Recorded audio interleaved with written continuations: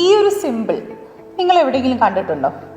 നിങ്ങളുടെ skin care products അതുപോലെ കോസ്മെറ്റിക്സിൽ ഈ സിമ്പിൾ ഉണ്ടോ എന്ന് ചെക്ക് ചെയ്ത് നോക്കൂ. നിങ്ങൾക്ക് യൂസ്ഫുൾ ആയേക്കാവുന്ന ഈ വീഡിയോ ഇപ്പം തന്നെ ഒന്ന് സേവ് ചെയ്ത് വെക്കും.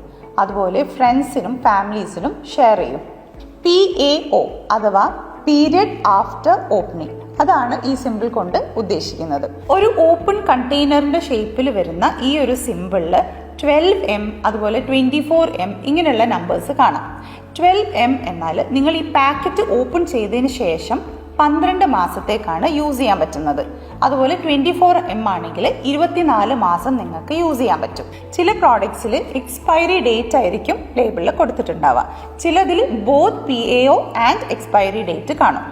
എക്സ്പയറി ഡേറ്റ് കഴിയുന്നതിന് മുന്നേ ആണെങ്കിലും ഈ പ്രോഡക്ട്സിൻ്റെ സ്മെല്ലിലോ ടെക്സ്ചറിലോ കളറിലോ ഡിഫറൻസ് ഉണ്ടെങ്കിൽ നിങ്ങളത് ഉപയോഗിക്കാതിരിക്കുന്നതാണ് നല്ലത്.